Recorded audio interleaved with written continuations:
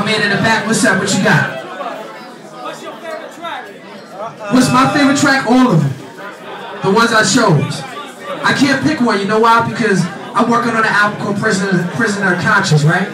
These songs were the songs from Prisoner of Conscience, which is not ready yet, that I felt like needed to be out, needed to be heard right now.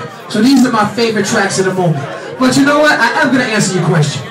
My favorite track, because it's the last one that we did, and that's always how it goes, is the one with Gene Gray that Oh No produced, that y'all ain't heard yet. That's my favorite. It's called Uh-Oh. My man right there. You said these are your favorite tracks at the moment. What do you think of the moment right now?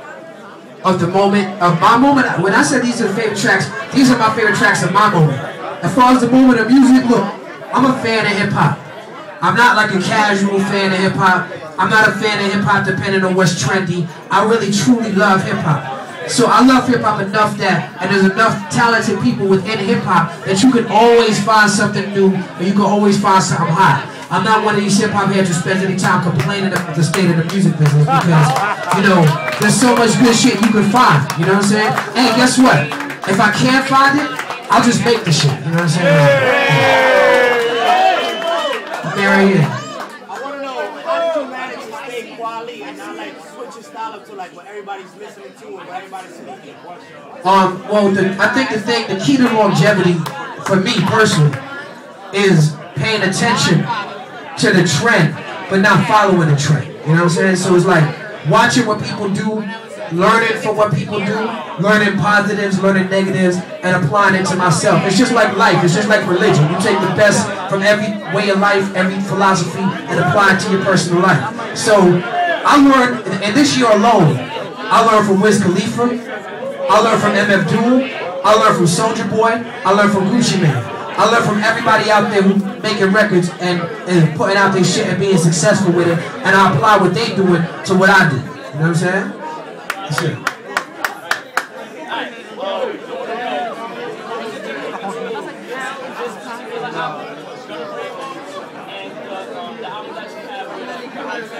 Right.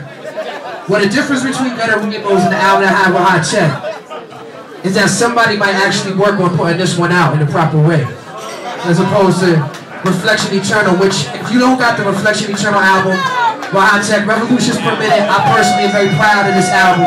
Gotta get that, but it went under the radar. And I don't think that the record company did a good job of connecting that album with my fan base. So part of the motivation for Gutter Rainbows is to put myself back out in the marketplace in the way that I want to do it. Because they didn't even associate my name with the Reflection Eternal, which was a huge mistake. So I want people, my fan base, to know that I got music coming out. A lot of people been like, where you been? Where you? And I've been like, yo, where you been? You know what I'm saying? I stay working. You know what I'm saying? So it's like, and hopefully when I put out this album, it'll bring people back to the Reflection Eternal album. Yes. Oh yeah, shout out to the Roots. The Roots is very busy right now. You know, shout out to my man Black Thought. Black Thought is gonna be on Prisoner of Conscience, definitely. And the Roots is one of my favorite bands. The Roots brought me into this business as far as the touring side goes. So I mean, I've been on on 5 Roots songs. You know what I'm saying? So I feel Roots quota, but hopefully we can work on some more because they're one of the greatest to ever do it. Word of mouth.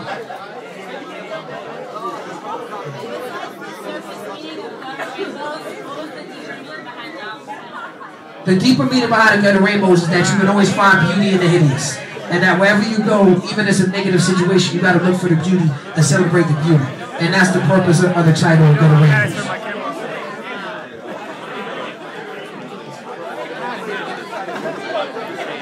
Well, first of all, shout out to Drew High, and shout out to Noah, and Buckshot, and everything they do with Duck Down, and I learned a lot from working with Duck Down, but this album is not on Duck Down Records. Drew High, Noah, and Buckshot have started a company called 3D, which is a distribution company, and I formed my own company called Javoni Media, which is separate from Blacksmith, which Blacksmith is still cracking.